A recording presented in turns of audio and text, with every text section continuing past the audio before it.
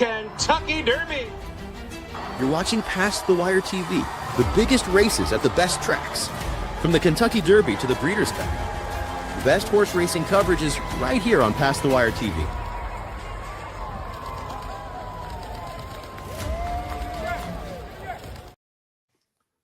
Ciao tutti.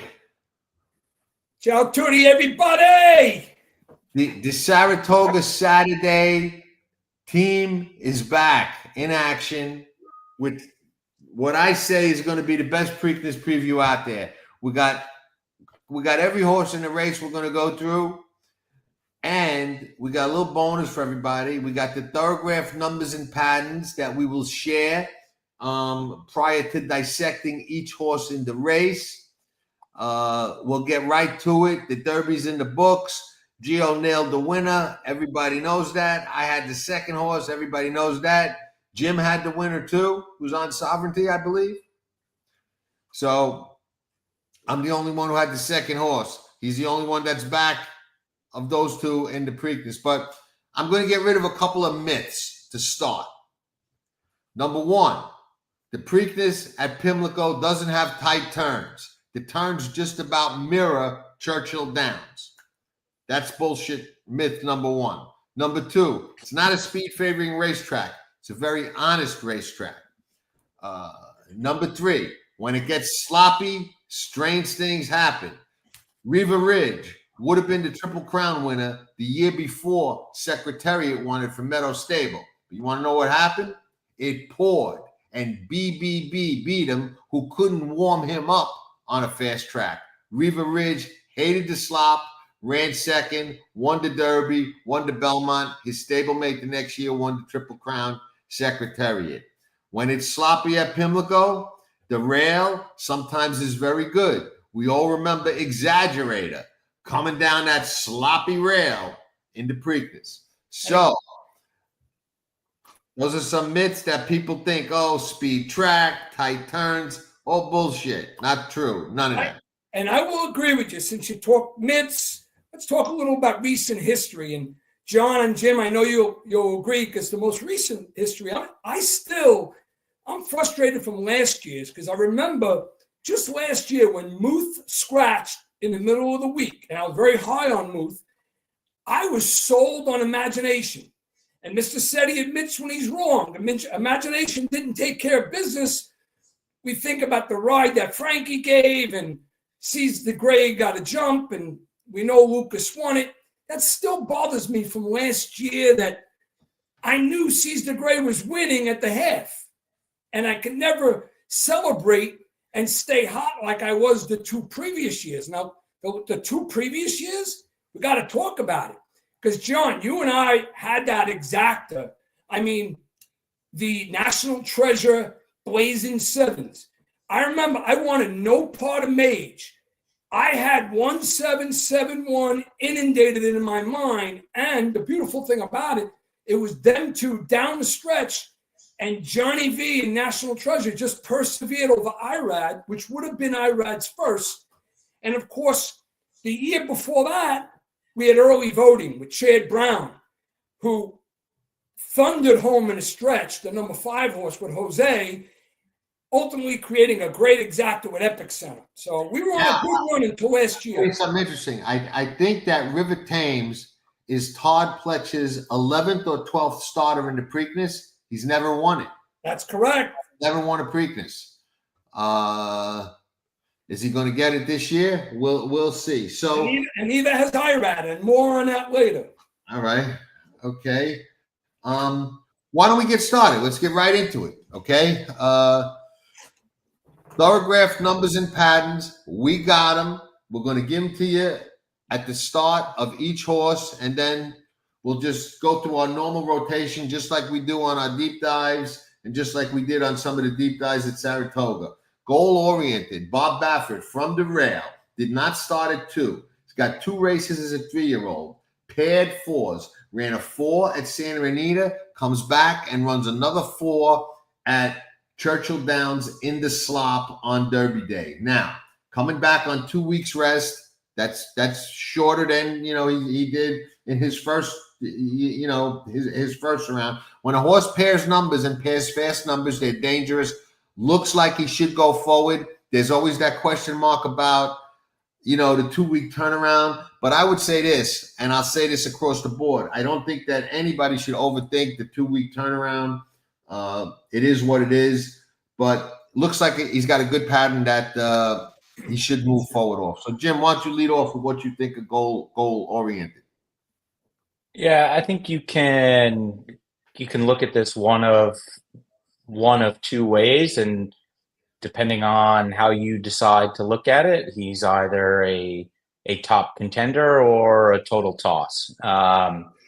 So one way you can look at it is, you know, Rodriguez was supposed to be in this race. He's still got that foot issue that kept him out of the Derby. Bob didn't want to miss the Preakness, so, you know, next runner up is goal oriented, and they're putting him in there to run. If you want to view it that way, then goal oriented is probably not for you. I'm choosing to look at it from option 2 standpoint, that this horse is lightly raced, has 2 bang up races, and deserves to be in this spot. And like you said, you know, that track is going to be wet. There's going to be a ton of moisture. He's going to be on the inside. He's going to be forwardly placed. And I think he's a top contender in my view, looking at it that way. So I won't be leaving him off of my tickets. There is a horse that I'll probably be placing a win bet on that isn't him, but he'll definitely be, you know, one of the 2 horses that I'm using in pick 5s and pick 3s for sure. Geo. All right. Nicely done there, Jim. I got some added thoughts on this guy. First things first, I'm a big believer in circumstances, all right? We knew that Bob and a lot of folks were high on Rodriguez. Unfortunately, Rodriguez got hurt, like Jim had mentioned. But I also agree that this spot, Bob had Cornucopian sort of reserved mentally for this spot, and Cornucopian never materialized to get there.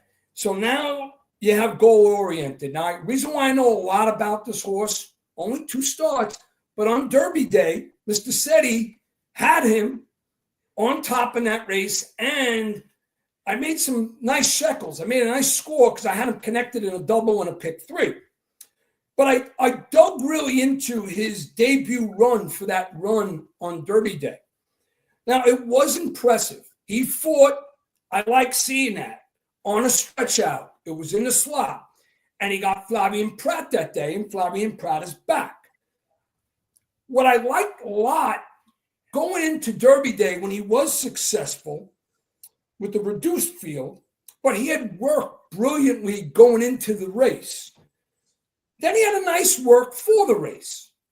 So now he comes back 2 weeks later, doesn't have the foundation of a juvenile campaign, begins his career as a 3-year-old late in April, stretching out again, new track. Yes, is he talented? Absolutely. Am I going to allow him to beat me? Absolutely, because when I broke down this field, I said to myself, check mark talent, check mark Pratt. He worked really hard, and coming back 2 weeks later from that effort and winning.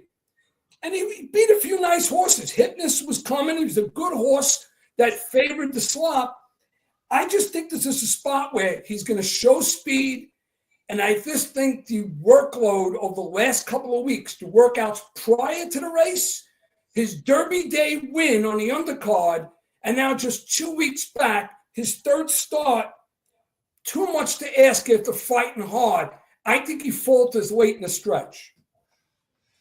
All right. I think he's dangerous.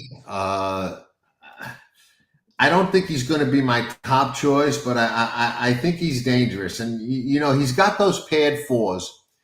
If he goes 2 or 3 points forward, which is extremely realistic, he's at a 1, all right, maybe a 0. And that's what it's going to, that's the number that's going to win the race, a 1 or a 0. So, you know, with the anticipated forward movement, he's right there. If the track is wet, we know he can handle that. At least he handled the Churchill Downs wet. And I'm going to throw a little spin in there. And this is not something that I know. This is something that I suspect. Rodriguez worked the other day, okay?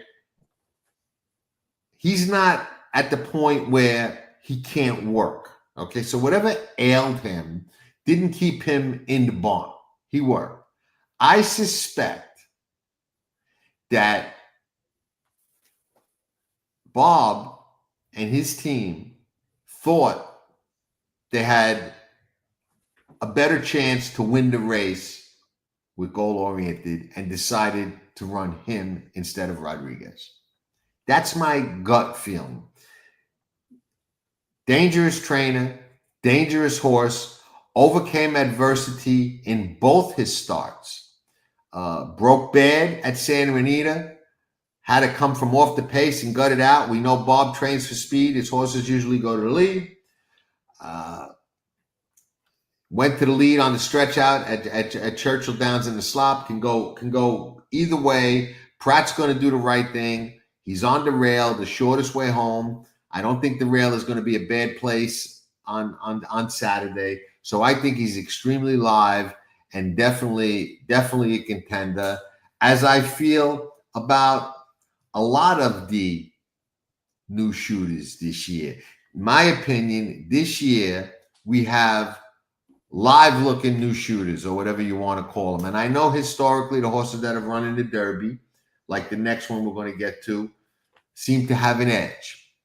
And journalism is certainly a beast. Here are his Thorograph numbers, and then Geo, you could take Thorograph. Starts out as a 2-year-old, 10.5. Doesn't set the world on fire, but goes forward and leaps and bounds. 10.5, 7 3/4, 4.5 in the Los Al race. Now he's getting into the racehorse numbers. Comes back as a 3-year-old, 0.5 negative number. That's by far the fastest of anybody in the race. Regresses off that, which he figured to, and he regressed in 1, runs a 1.5, and then comes back in the Derby in the slop, runs a 1.5. He usually runs a month apart. He did come back from Santa Anita to Del Mar in 3 weeks. So, you know, handicapping the race, I don't see a problem on paper with him coming back in 2 weeks, but something about it in my gut is concerned, and I love to go with my gut. But, Gio, why don't you talk about journalism, and then I'll get more into him when I'm up. All right, thanks, John. On that note, that's one of the things I'll start with. Now, generally speaking, all the three of us and all you guys viewing, men and ladies, you know a lot about journalism because he's been in the news for the better part of 3 or 4 months. The way I see journalism, a very athletic competitor. So I know in this spot in the field of 9, he'll probably sit a good trip because whenever Rispoli asks him to do something, no matter where he is over the track, he could put himself in position.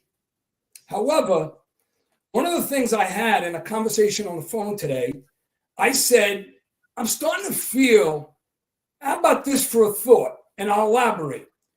Journalism is good enough to win by 4, but he's also not good enough to be 4 lengths off.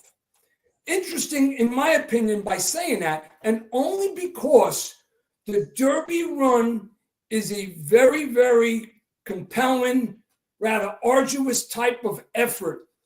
And he had to run hard.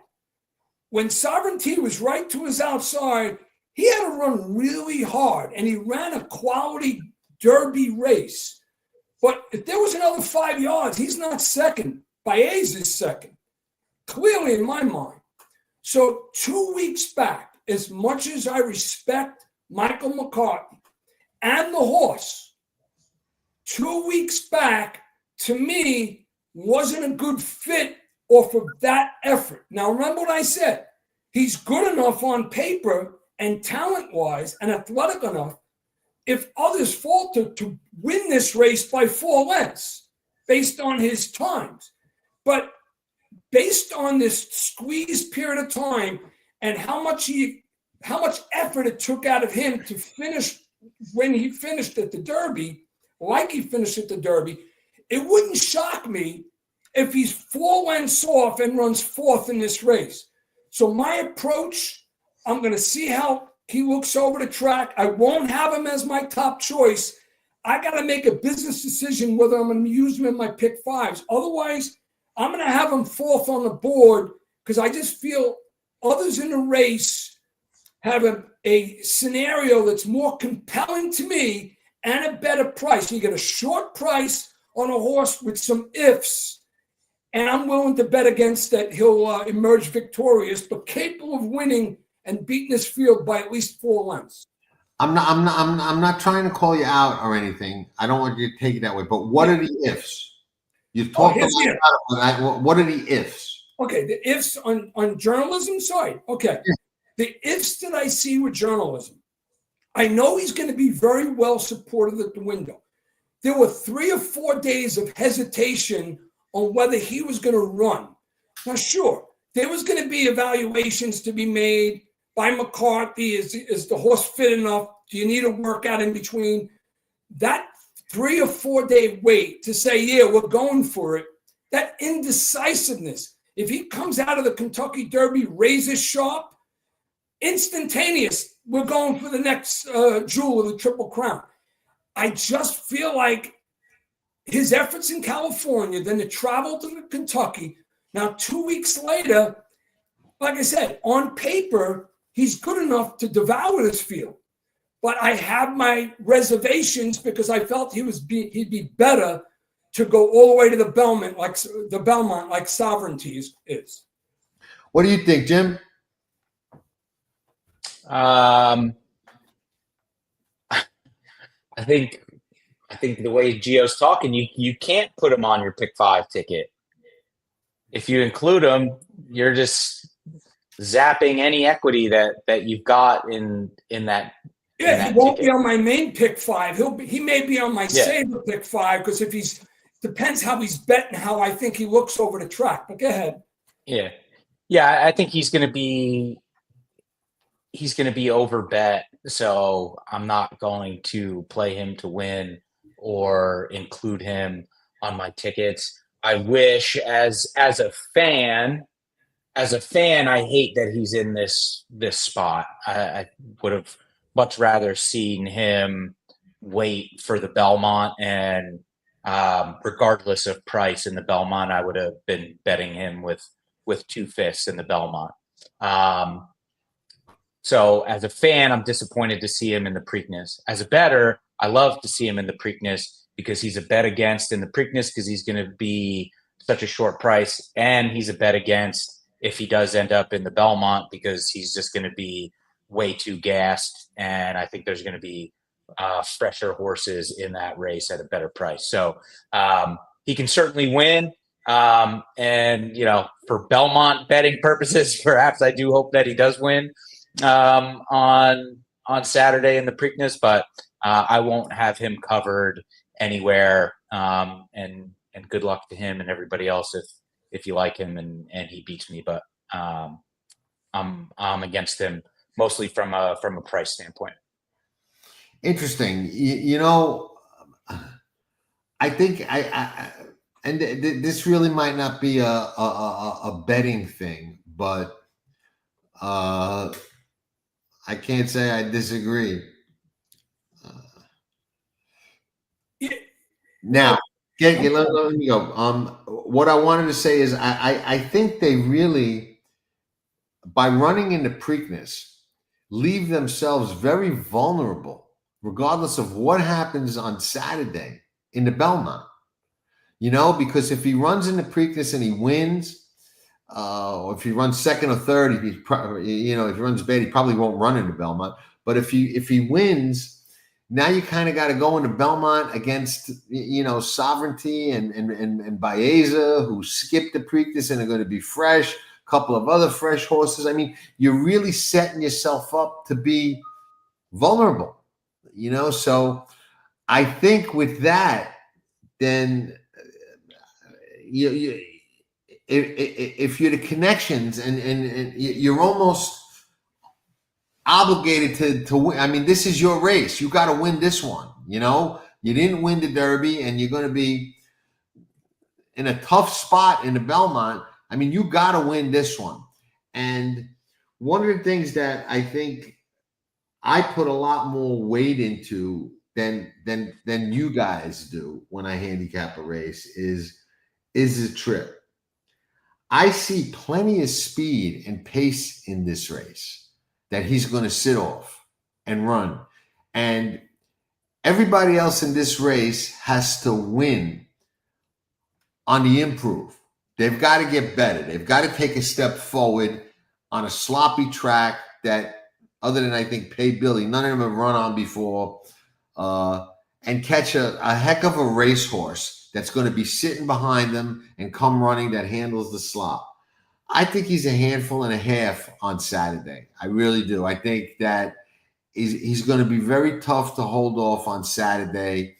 And I think that the data bet against him, and don't get me wrong, I think he's got talented new shooters that he's got to beat.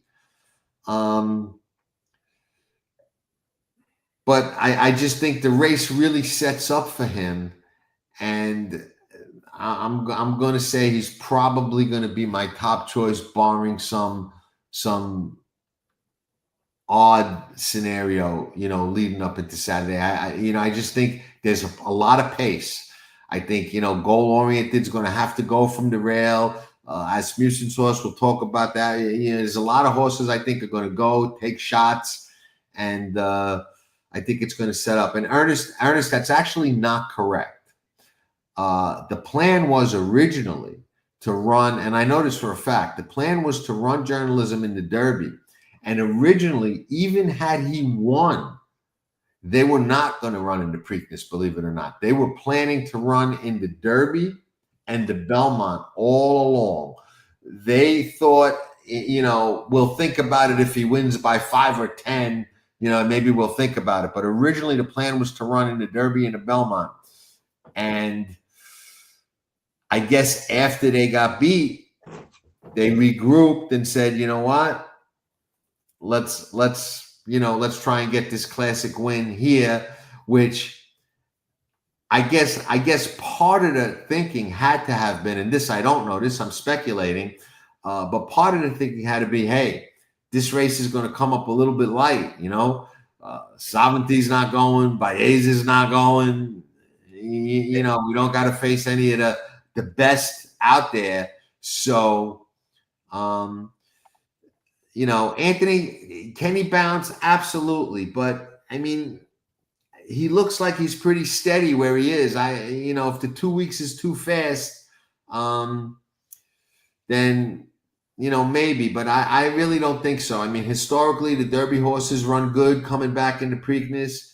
But I think he's sitting on another one. I think the data bet against him is probably going to be at Saratoga in the Belmont Stakes. That sounds weird. John, what about, if I can ask you at this time, what about what I had brought up, the fact that there was 3, close to 4 full days of indecisiveness? All of a sudden, we're going to Pimlico and running into Preakness. I think a lot of that's politicking bullshit. I don't read into that shit. They're like, oh, let's see who goes. Let's see how a horse is doing. Let's see this. Let's see that. I wouldn't worry about. I don't worry about that kind of shit. I'll give you another indication with a board. See, we're going to play our pick 5s beforehand. So, Jim, to your point, I'm going to have to be decisive on when I bet my main pick 5. I have a saver one. I may go 4 deep. I know I'm going 3 deep for a reason, and he's not included. But one of the things I wanted to add to the point of the way he finished, he had to fight hard there. And Sovereignty obviously had a length and a half, almost 2-length jump on him. And then Baeza, with another jump, probably has him beat. So you run 3 consecutive triple-digit buyers. You know he's performing on Thorograph. The board during race time is going to tell you whether the smart money's on journalism, because based on his numbers on paper, he should be 3 to 5 in this race. So if he's sitting there at 2 to 1, he is not winning. No, none. I think he rode a perfect race. Put the horse in position to win. Got out of the little bit of trouble that he had into the first turn. I mean, he's my friend, so maybe you could say I'm biased. I don't think so. If I thought he rode bad, I would tell him and tell you. I thought he rode a flawless race. I thought Junior Alvarado rode a flawless race. And I thought that Flavien Prat rode a flawless race. And I spoke to Humberto after the race. He heard Junior following him the whole way and yelling at his horse and knew he was coming. The other horse was better that day. I mean, it is what it is. But let's move on because we want to finish before midnight. American Promise, Thorograph Numbers. Okay. As a 2-year-old, Lucas, we know we're going to have a lot of numbers. 19, nothing. 13 and a half, 16 and 3/4, 9 and 3/4, 9 and a half, 5. So he did show steady progression at 2. Started slow, got better. 3-year-old comes back 8 and a half, 7, kind of showing signs. Runs that ridiculous 1 at Colonial Downs on that pavement of a racetrack that day. Regresses off that. Back bounces to the moon. Runs a 20 in the slop at Churchill Downs. I would say he's got a pattern where he's probably going to go forward off the 20, but I don't think he's going back to that 1. I think that was a fluke number. I think he's a 6, 7, 8 horse. Not fast enough. Not good enough. I'm leading off with him, and I'm going to say I understand the coach pops up, Lucas pops up, rah, rah, rah. If he wins, I'll be happy for Wayne Lucas. I think he's got no shot. So I just put him in the winner's circle maybe, but he'll be there without any of my money on him. Jim, what do you think? Yeah, that Virginia Derby sticks out like a sore thumb. Just crazy that he was able to put up a figure like that. I don't think he has much of a shot, so not for me. Yeah, no, I agree with that, Walter. We kind of said that. Yeah, okay. Not for Jim, not for me. Geo, is he for you? All right. For our viewers, I'm going to give some additional information on this horse for the sake of conversation, but ultimately I won't land on him, but I'm going to give you some of my additional findings. You guys both mentioned that Colonial Downs race. Obviously, 1 turn, 9 furlongs, very, very different. I'm not sold on this horse being a 2-turn horse. That day when he passed the getaway car, the physical difference in the size of this horse compared to getaway car, I couldn't believe it. Looked like he had 300 pounds on him. So that was his big race. You can't really judge him by that race.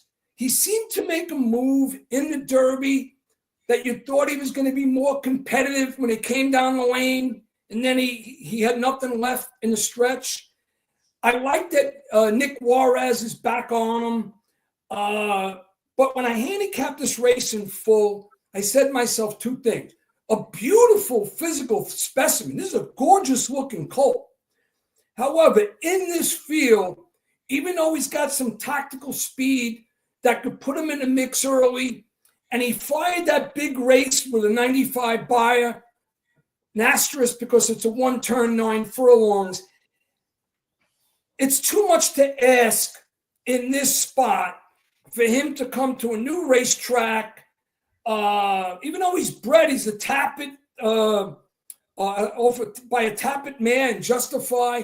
I just think this horse has better days coming to him in a lighter race with a weaker field, and he'll win again. But yeah, I'm not going to use him here. Lucas got his day in the sun with the Preakness again last year. He's not running it back this year, so I'm not using American Promise. Frank, as screwed up as horse racing can be, and as many issues as there are, and as bad shape as Pimlico is, with the elevators not working, half the bathrooms not working, I can't imagine that it rains enough for them to cancel on Saturday. Can't imagine that. Forecast, we got an update. Forecast is sunny 89. Pimlico last I checked. That it will dry it out somewhat.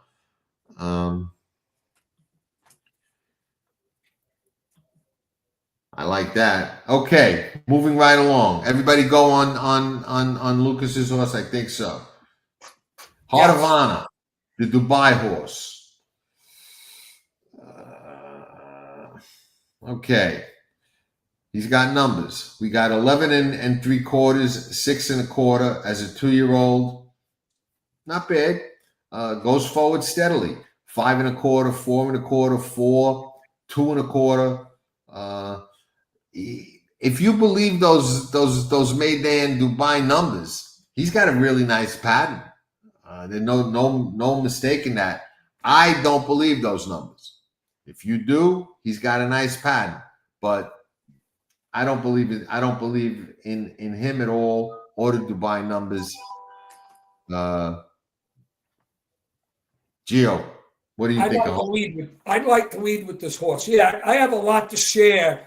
Because one of the things I always do, but I was even more intense about with this guy, is my race review. And I spent at least an hour and a half, 2 hours, really, really digging down deep and watching all of this Colts races. I'll tell you the truth, guys, and I'm going to give you a mouthful about this guy. I like this horse. This guy is going to be in my pick 5, and I think he's a threat here. Here's why. First of all, the story behind Saffron, or as we call her, Saffy Osborne, up and coming female rider, has gone through the rigors of injury and she persevered. I like her story. In fact, coming to the Preakness, the only female jockey that's ever won a Triple Crown race was Julie Crone. Having this shot with this horse, all right, I took a good deep look at all of this horse's races. I didn't just say, okay, he ran 6 times and he filled the exacta 6 times, winning twice. First thing, the price, the backing on this horse. Begins his career in a synthetic, is a long shot. But if you watch that race, visually impressive. Swung like 8 or 9 wide on the further side to the grandstand, as they call it, on a synthetic, just gets up and hits the board at 23-1, was very green early, as you might expect. But then in the next races, going forward, I'm going to give you the odds first. 2-1, 4-5, 2-1, 5-2. And in my opinion, both with the other jockey and especially the last 2 with Saffy Osborne, who's got some guts, this horse demonstrated the tenacity to fight between horses on the outside, showed athleticism, showed adaptability to the jockey's urging. Just missed, deserved to win that last race. Now, most people are saying, oh, is it flattering if she lost to Admire Daytona, who got buried in the Kentucky Derby? I say, no, you can't. Admire Daytona ran big that day, but if you watch the way this colt ran in that race, deserved victory. So I'm not saying it's not flattered because it was Admire Daytona. I look at this racehorse as improving, gutty, gritty, with a jockey who's got hunger. There's 2 things that I'm concerned with. Obviously, a horse that's never worked over the soil and making his USA debut, you got to be concerned about the travel. But then, I think it was Dave G from Racing Form showed a gallop of this horse over the strip at Pimlico. And the horse looked fit. looked confident, had just a very energetic way in the gallop. I look at this horse, if everything goes right, to show and make a presence in the stretch, I'm definitely using this horse in my pick 5, and it's my main horse underneath from my top choice. Dangerous, using in my exactor and triple in my pick 5, but will not be my top choice. But I think if everything falls right, this horse is a runner, and I'd be happy to see that gal win this or run second and collect a big check in a Triple Crown race. Jim, you like him? No. Can we leave it at that? If Yes. that's what you got, I'm glad I gave you some Not help. interested. I'm not a believer either. Pay Billy. Okay, Pay Billy. The local horse. Starts out as a 2-year-old. 16 and a quarter. Vet scratch next start. 19 and a quarter. 16. Gets a little bit of time off. 8 3/4.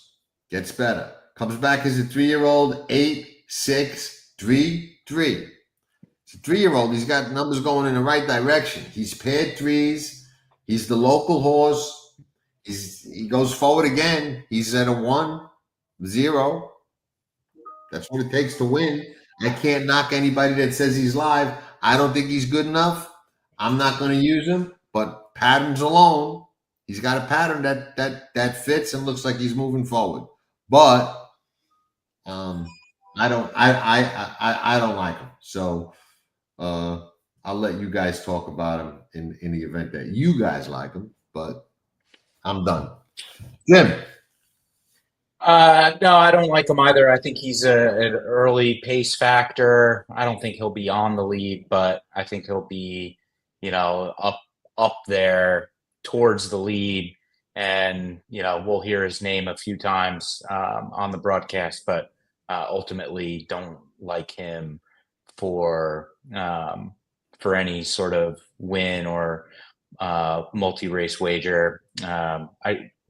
He just doesn't have the same sort of class as the rest of the field. Kind of agree. Geo. Okay. Yeah, I too will not be using this horse, but I just got a few observations that I want to make, and I'll be quick about it. Raul Mina is a jockey that tries, and I'm happy that he's got the mount in this race, that he stays. Also, the horse has a nose for the wire, so you can never really completely underestimate a horse that has a nose for the wire. But to me, at best, this horse is a grade 3 horse. This is a significant step up. Would have to run the race of his life with others to falter. So if I use this horse at all, will be in the secondary bottom gimmicks, like a secondary superfecta filler. But that's it. Okay, let's move on. River Thames. Todd Pletcher going for his first Preakness win with 11 or 12 starters. I don't know the exact number. This horse did not race at 2. Started out fast at 3. Gulfstream Park, 5. Comes back, another 5. Goes forward to a 3. Keeneland, 2.5. Dangerous horse. Excellent pattern. McLean's music. Love the wet track. They love the wet track. He only ran once, McLean's music, but his horses love the wet track. Might be dry by then. We don't know, but if it's not, that's certainly not going to hurt him. Pletchers do. This horse is fast enough, good enough. He's learned how to sit. Doesn't need to be on the lead. Going to get the jump on the other closers, on journalism. Get the jump. I think he's extremely dangerous. And one of the ones that has to be taken seriously. Jim, what do you think? I agree. Me and Todd, top pick, River Thames. I got that. Um, in my, I got a big curio cabinet with like a million things in there, and one of them is that bobblehead. I got another one that I'll show you with the next horse that we talk about. But yeah, River Thames, I think he was just pointed towards this spot, right? And it just kind of reminds me of those two moves that Chad had with cloud computing in 17, I think, and then early voting in 22. Like, this has been the goal for them, and I think he's coming into this race fresh. I think his last two races were totally fine. Ran some pretty consistent figures, and from a speed and class standpoint, I think River Thames fits really, really well in here, and he's going to be my top pick. I'll have a nice win bet on him, and then include him and Goal Oriented as the only two in my pick 3s and pick 5. So I'm all in on River Thames and the Preakness. I can't knock that at all, man. I can't knock that at all. I think he's extremely dangerous and makes a lot of sense. Gio, what do you think? Well, we're doing well here because, and I don't like the fact that you guys stole my thunder, but I like the added support. River Thames, Mr. Setti's top choice as well. I always have something more to add. Irad Ortiz, arguably the best rider on the planet, has not won a Preakness. And the last time he was right there in the trenches with blazing sevens, actually took the lead over National Treasure, but then Johnny V persevered on that horse. Now Johnny V used to ride this horse, and Irad's second time. Jim, I agree, because you did steal my thunder on two things. This wasn't a fact of a new shooter. The whole way through in his campaign, they were pointing at the Preakness. So I agree with you. The horse is primed from a buyer and Thorograph perspective. Right there, looks to be going forward. 94, 92, 95, 94.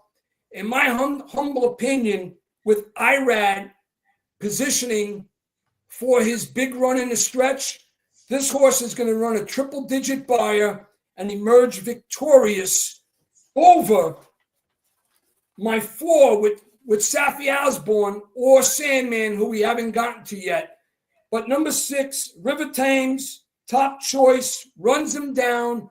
Irad gets the money. Todd Pletcher gets the money. Rock and roll. You know, I will say something about him. When he lost to Sovereignty at Gulfstream Park, he really was at a bit of a disadvantage to Sovereignty that day. That was the day that they had that ridiculously long run-up at Gulfstream Park. And usually at Gulfstream Park, what was that race? A mile and 16th? You know, it's tough for a horse like Sovereignty to close ground and come and get a horse like that. But that was really a mile and an 1/8 race. That wasn't a mile and a 16th race. They had a ridiculously long run-up, and that helped Sovereignty a lot and worked against River Thames, who you know, might have won that race, might have beat the Derby winner had that been a normal run-up and the normal mile and the 16th Gulfstream Park configuration. So that's you know, Plus, he's a major player. I mean, agree, John. And then, you know, he also probably travels well. Probably be a solid taking money second choice right bet into journalism hard, I would think. Yeah, listen, his bluegrass, if you study the bluegrass, there were some folks out there that made comments that River Thames didn't have enough in the stretch. I disagreed. I think East Avenue ran a big race. Burnham Square got up because of B.J. Hernandez. But I like the way River Thames came on and fought through the stretch in between those two horses. I think that was a tightening race. Didn't win, but prepared him for this race with the right kind of layoff, skipping the Kentucky Derby. River Thames, right? River Thames. Yes. Okay, Sandman. Now, I will say this, and we touched a little on this. Historically, these kind of horses do very well in the Kentucky Derby, in the Preakness. Horses that didn't run good in the Derby have a tendency to a lot of times historically bounce back and run big in the Derby. Sandman, is he going to be one of them? I don't know. 2-year-old, 15 and a half, 10, 11, 8, 7. Decent, getting better, not setting the world on fire. At 3, got a lot better. 4.5, pairs the 4.5, then runs that 1.5 in that perfect setup race. Perfect setup race. Runs a 1.5, regresses off that in the Derby, runs 5.5 in a race that I think when you really dissect it and watch it is a little better than it looked.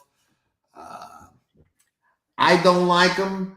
I think he's more likely to go forward back to a 4.5, 4, 3.5, 3. That's not going to get it done. I'm against him, but I do think he can absolutely run better than he did in Louisville. And he does also get the same kind of setup that journalism gets with a lot of the speed in there. But I just think there's a couple, at least 3 or 4 that I like more than him. So he's not a use for me, but I wouldn't be shocked if he gets home. Geo. All right, I'm sticking up with Sandman. You know what? To some degree, I agree with a good portion of what you said, but I disagree on a few other things, John. I see Sandman as a contender in a race and listed in my handicap as the 3rd choice, who I'm definitely going to use under River Thames and Heart of Honor. Some additional observations about this horse. The most experienced in the race, I like. We all know that Jose Ortiz is coming off only because he's riding for Stephen Asmussen, but you lose nothing because you get the experience and the mindfulness of Johnny V. And I believe that Johnny V will do just as good, if not a better job through his experience than Jose would have. Not taking anything away from Jose, because Jose is riding outstandingly. And Jose, I look at as a top 6 or 7 jockey in the world right now. But the price will be negotiated down. We all know the story of the YouTube influencer, Griffin Johnson. He's not 100% the owner, but they gave him a piece of the horse. And you know what, guys? I look at the beauty of a horse.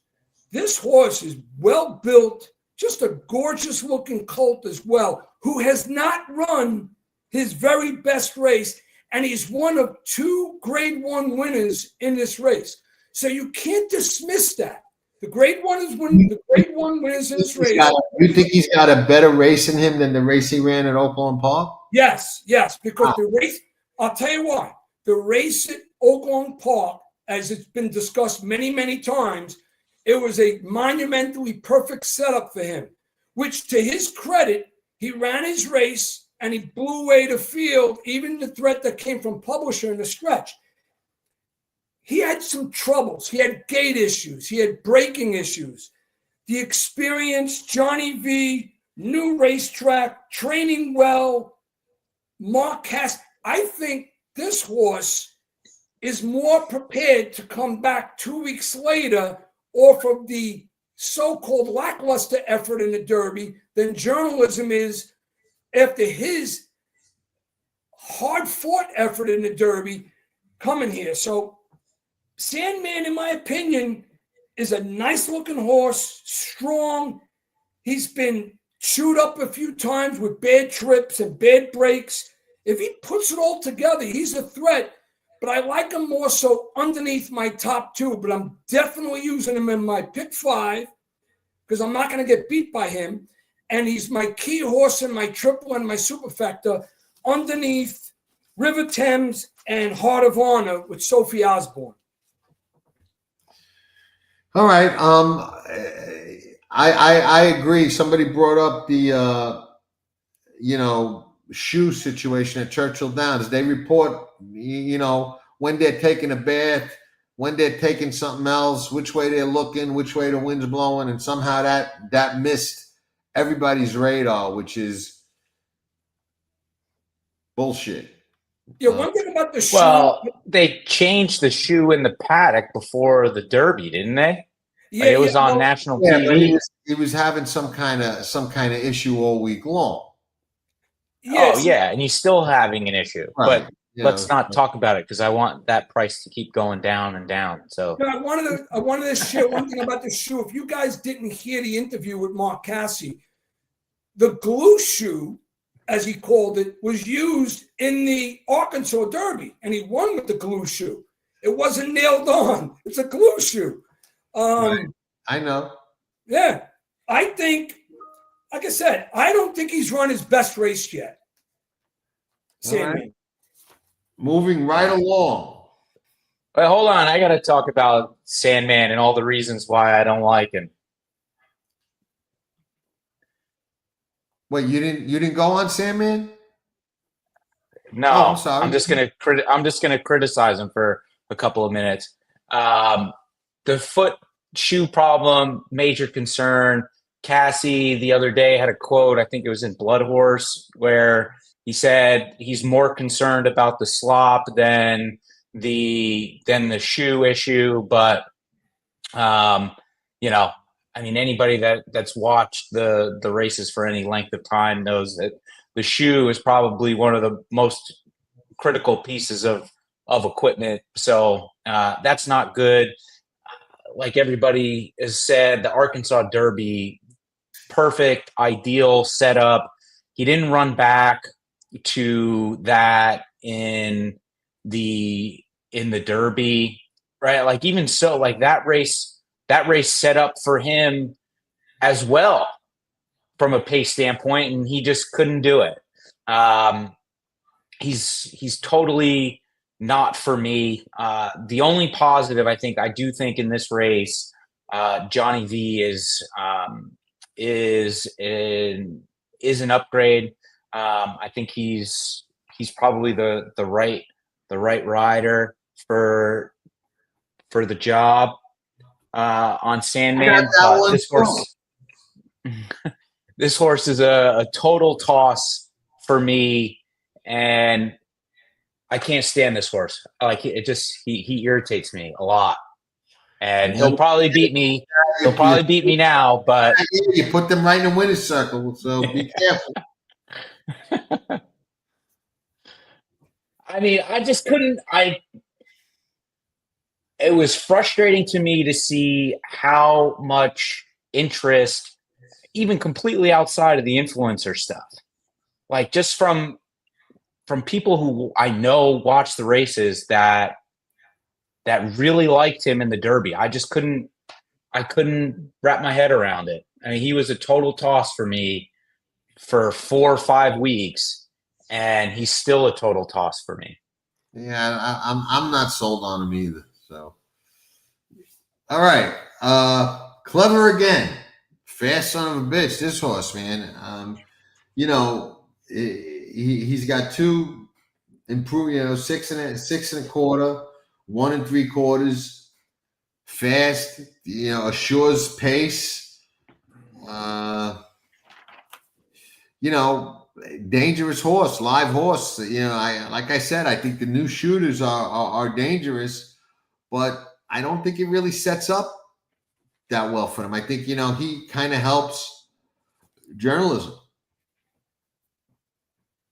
If he gets out clear and they let him go, he's certainly fast enough to win. And if he goes forward off that 1 3/4, where's he going? 0, negative, 0, negative, 1, negative. I mean, if he goes into the negative numbers, scary. But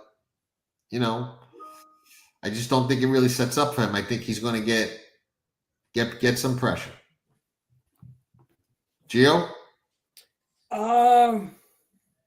Jose Ortiz, love him, has been a plus on the horse. ran a significantly solid race last time out. However, as I mentioned, I wasn't a fan of Getaway Car from the Baffert barn. I'm also not a fan of Gaming. So beating Gaming like he did, who took all the money that day, I knew the horse was going to win when they were in the backstretch, and certainly when they turned for home. I knew he had a lot left. I thought running that race with the Preakness in mind was too much then. The fact that he ran that 101, I think he's going to have to put a hell of an effort to come through and beat this field who have a world of more experience, and even horses who are lightly raced have better overall resumes. Fast, no doubt. But this horse won't get my money, even with Jose Ortiz on top, and even though the talent's there, I just need more of a foundation. He's got to overcome early challenges, and even a horse like Dean Wayne Lucas's horse, American Promise, that horse can move early. So that horse, Clever Again, had everything his own way, and Gaming never showed up. So if he wins, I'll salute and I'll say, you know what? This is a nice racehorse, but he's going to have to show me that he could beat a field like this. And if I had to short one of the horses from my top 5, it was going to be him. So if I use him, he's a super effective filler if he runs the best race of his life, even after that big effort.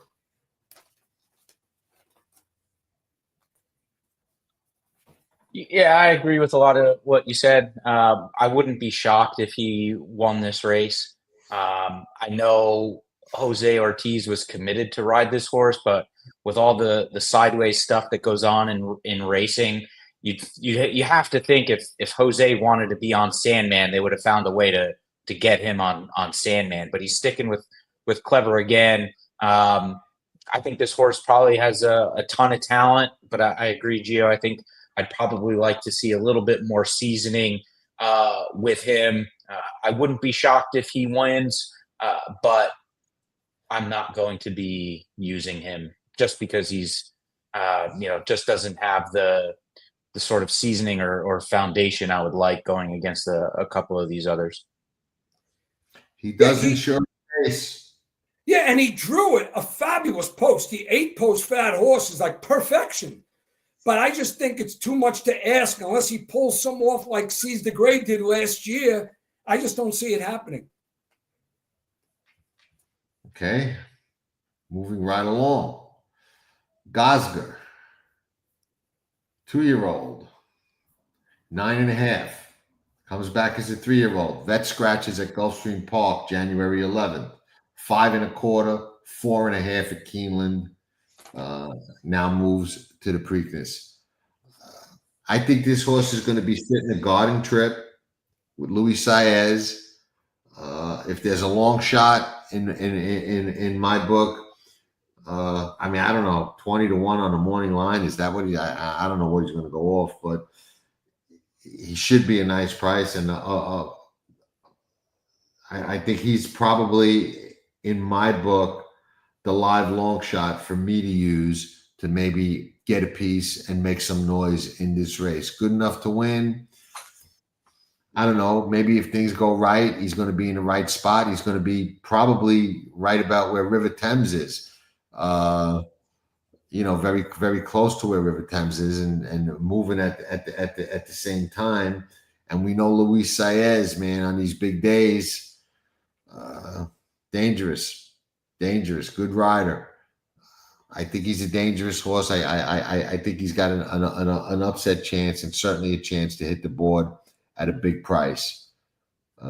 Big race, Jim. Yeah, definitely a player with some of his late pace figures. I think from his last two really kind of stick out to me. Like the Brisnet. So a 95 late pace is him and Goal Oriented are the top 2 late pace figures from their prior race. So definitely in the mix for the exacted trifecta super. But beyond that, I don't see him as a win contender against some of these others. Anybody who bet the over won. Now let me tell you something. What's You that? know that you've done something that's noteworthy and accomplished something in this fucking crazy industry that we're involved in when you can actually do your first live show in months, and there's a line in Vegas on our show. There was a line in Vegas. The over-under was 48 minutes. 48 minutes. Who set that? Huh? The over was what, minus 500? No. I still got to give you my thoughts on Gasca. We're not even complete yet, right? I know, but we're already over the 48 minutes. We're at an hour. We're at 60 minutes, 61 minutes and counting. But the fact that they had a line on us, I think is it's a beautiful thing. Listen, we're not a group of pineapples who go on for 5 or 10 minutes, say who they like, and that's it. There's no depth. We give depth to our analysis. Especially, look, I bust my own. I say no shot. But anyway, what do you think of Gazga? Yeah. I didn't even see yet. One other footnote I didn't add when I concluded with Clever Again. I thought it was interesting that Clever Again was working fast, but after that big effort, the work for this race was considerably slow. A breeze at 5 furlongs. I had to throw that in. But Gasca, listen, I'm one of the biggest Luis Saez fans you're going to find, right? I'll always support Luis Saez. However, I got to like the horse just as much. Yes, do I think he'll make his presence felt early? Probably in the mix. But down the lane, even though he's a grade 3 winner, which says a lot more than other horses in this race, I think it's too much of an ask to improve considerably, because you got to have to run a Thorograph 1, 1.5, even close to a 0 maybe to win this race. And this horse is going to have to jump 12 or 13 points on a buyer. And John, what was you saying his best number on the Thorograph was? 4.5. Huh? 4.5. He'll probably run a 2 or a 1. Correct. I just, there won't be enough. I'm always a Saez fan. Where I have him on my precise order, and for those that follow the Geo precise order handicap, here it is for the Preakness. It's 6 River Thames, 4 Heart of Honor, 7 Sandman, 2 Journalism, and then 8, 1, 9, 3. The 4 of them in my superfecta underneath the first 3 rated equally. How about that? So you have 6, 4, 7, 2, then 8, 9, 1, 3, straight as an arrow. The only one I didn't use anywhere, underneath anywhere, is Billy. So you used every horse except 1. Just from an underneath perspective. I only think 3 could win here, John. I know. I got John, you. I'm not using everybody. They understand what I'm doing. I know that. Yeah. I'm with you, Harry. I'm with you, Harry. I'm ready. Okay, now. I got a thought on the dinner party too, before we go off. If you're ready, I don't know if you're concluding things. I'm concluding things, but I want to say something, because I promised people that I would do this on the show. If we like something on the undercard, we're going to share it. All right. I love a horse in the Pimlico Special. Of course, the way my luck has been going for the past couple of months, they scratch Pyrenees, the favorite. But I don't think they beat Star of Wonder. No way, no how in the Pimlico Special. That's my opinion. Take it for what it's worth. What race is that? The Pimlico That's on Friday. That's Friday, the 12th race. He was 7-2 on the morning line. Would have been the second or third choice. Now, what am I going to do? So you're giving something from Friday, not on a Saturday undercard. I have one on Friday and one on a Saturday undercard. Just give them out. I want to go have dinner. Okay. Oh, so I'm ready now. Yeah. Just tell us who they are. We don't need the story. Who is it you like? One thing about me giving the precise order, people expect that out of me. I don't just handicap. I know that. All right, so that was it about. I told you who I felt could win the Preakness. The others are fillers for my superfectors. That's all that is. I understand. All right. Madon. Friday. I think I almost fell off my chair when the morning odds maker on Friday made Bullard 3-1. If Bullard's 3-1 on Friday, I'm increasing my bet by 400%. I love Bullard. That's at Churchill Downs. Yeah, Churchill Downs. I'm sorry. Yeah, my Friday bet is at Churchill Downs. Bullard, it's at 10:30 at night because it's a night card.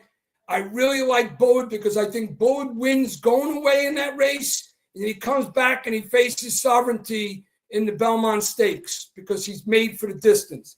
All right, on the undercard at Pimlico, I have it in my hand here, the dinner party. And those who are Geo followers will remember that last year's dinner party stakes, I scored with Balanikov, and he's back again this year, and I like him again. This year, he gets Flavian Pratt. I do need to make sure that the condition of the turf, even though he ran on the soft turf last year and won, in the dinner party stakes, I like the exacta 6-13, Balanikov over Tricari, and I love this triple, the 6-13-9 triple, Balanikov, Tricari, Irish Aces. You play that straight, you play it box, and you have a party with the dinner party. And for those that go really deep in the handicap, my full handicap in the dinner party is 6-13-9, 10-3-11. Say that again.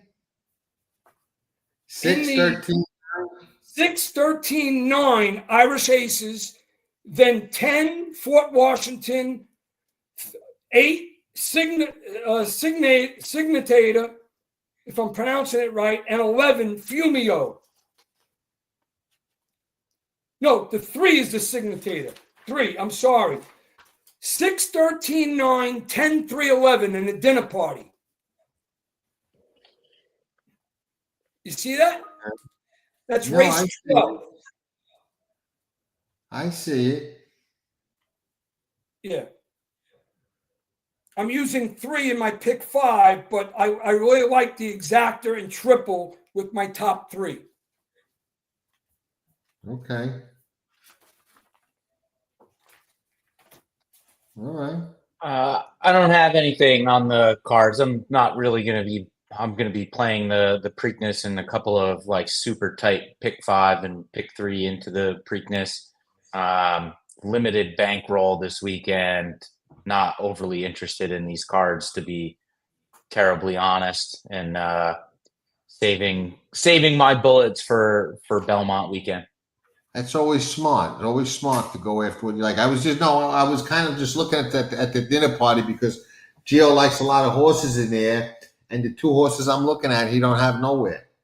Wow, interesting. Who'd you come up with, John? I didn't finalize the race yet, but you know, on an off turf, I'm looking at the 5 Abrumar, Safi Joseph's horse with Jose Ortiz, who I think is going to run a big race, and the 1 Divine Propose, who's had some terrible trips on hard turf courses out Santa Anita, but goes back to that, you know, European form where they run on those soft turfs, could be very, very dangerous from the rail, cutting back from those marathons.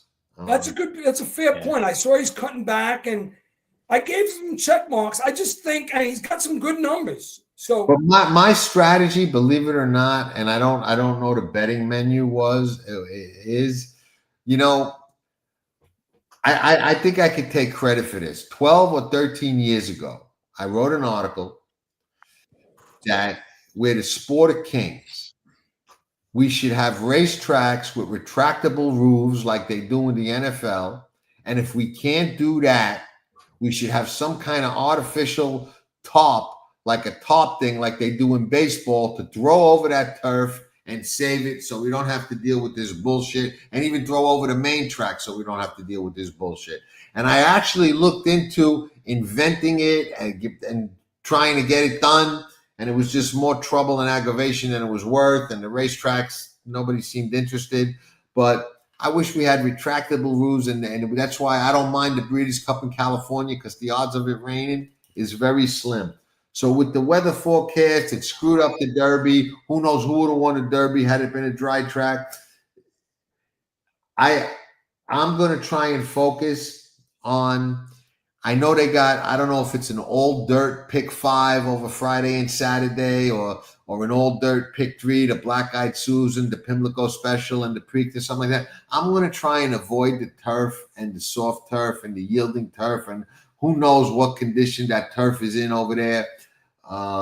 They hardly run on it, so it should be able to take a lot of water and not be too torn up and cut up. But I don't know. So I'm looking to kind of make one of those kind of bets my main bet, and I'm assuming the Pimlico Special will be part of that, and Star of Wonder would be a single for me.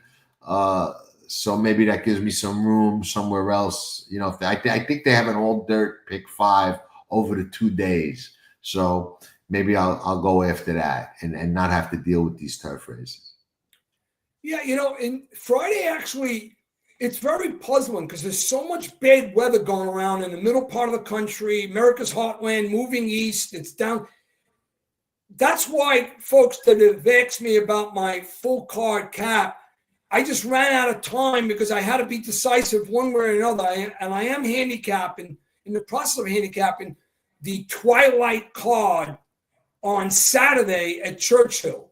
So if you follow me on Twitter, I may share, or if you're on my email distribution list. If you're not, send me an email at focustotofinish@gmail.com. That's focustotofinish@gmail.com. And I'll send you my thoughts on the Churchill card on Saturday night. Because you know what? I'm off.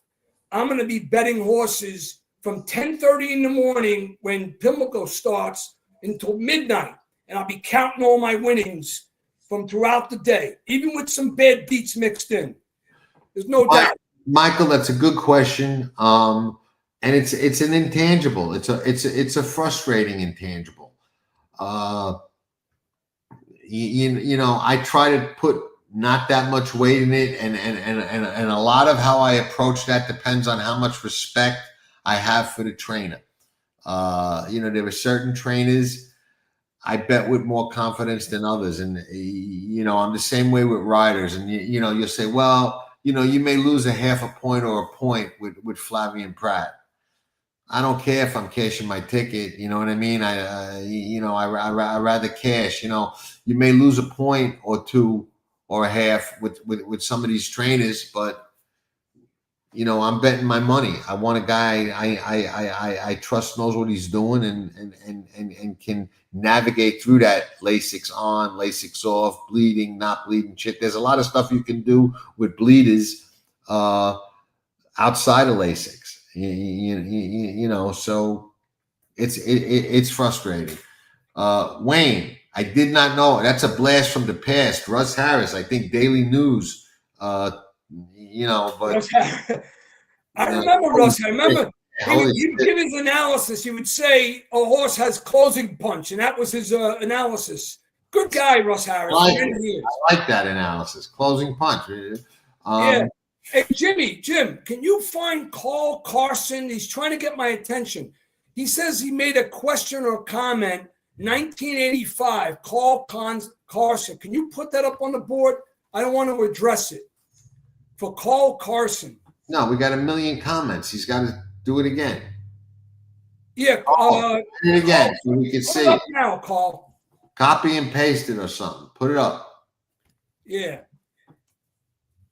One thing I was really surprised with, guys, And look, I value your opinions tremendously, but if you go back and watch all the races that Heart of Honor ran, that's a very intriguing racehorse, man, with Safi Osborne.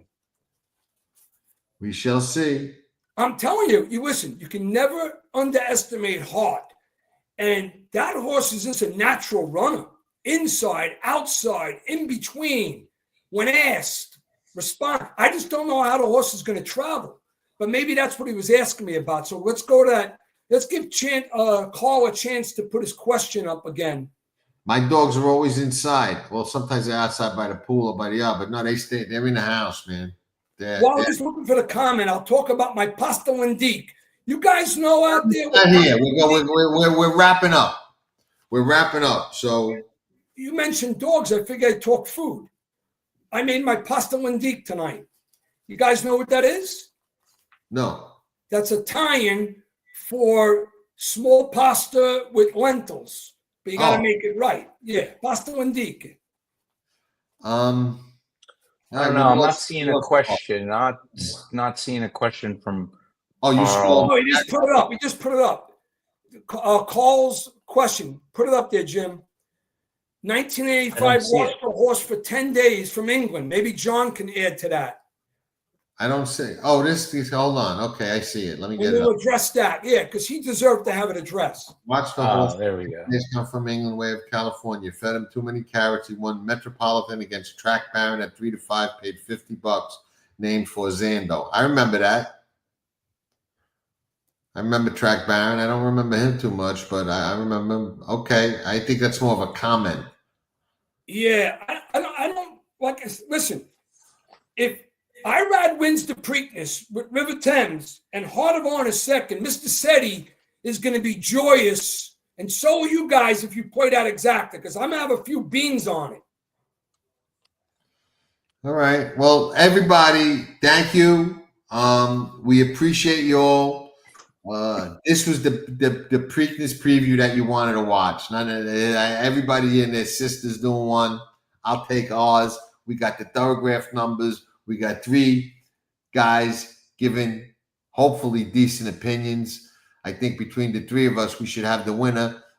We got every horse in the race, so how can we lose? But, hopefully we got the right ones on top. And then, hopefully the weather holds out. A lot more planned for the Belmont. Stay tuned. And all kinds of shit going forward. So we got a nice, no commercials, but a nice fade out that I think you guys will like, because we got really good videos at the Derby. We got a lot of stuff. I got every one of those you got. I got Cordero, Ron Turcotte, Bob Baffert, Johnny V, Nick Zito, Lafitte Pincay, Todd Pletcher, Tony Montana. I don't know how I got a bobblehead of Tony Montana in there. Jerry Bailey again, Edgar Prado. Just remember, everybody out there, when you absorb a bad. But do you have the 4-star Dave? I got affirmed. I don't have 4-star Dave. No, wait, do I? Wait, no. What stands over me is the great cigar. Seattle Slew. I got Seattle Slew. What, figurines, huh? They're bobbleheads. I like that Jim has the Todd Pletcher bobblehead, because I'm on Pletcher, man, and I believe. Me and Jim, no mushing going on. We're going to win this week, Jim. I got a whole cabinet full of shit. I ain't got 4-star Dave. I got glasses from Hialeah. We'll have to do a show where we show off our horse memorabilia once I get my office set up here. I got stuff laying all over the floor. Impressive collection. I got a pretty impressive collection. I got old tickets. You name it. I got it. Signed stuff, all kinds of old great horses. But the best thing I got on that wall, you can't really see it, I don't think. Maybe you can if I tilt this up. There it is. That right there, horseshoe, is a horseshoe that Forgo wore when he won the Met Mile. And I got it. after the race in the barn. And Johnny, one of those That's pretty cool. That's a race-worn Met Mile winning horseshoe. Forgo. That's sick, man. And Johnny, you should tell everybody I sent you an autographed Victor Espinoza American Pharaoh painting. Yeah, that's up here somewhere. That's yeah. Where the hell's that? That's somewhere. I got that. It's up here. It's somewhere. I got a million pictures. I just showed you this. I got all my horses over there. One day I'll do a video of this and put it on there. It's pretty cool stuff. All right. We'll fade out with this beautiful outro. We got great Derby footage.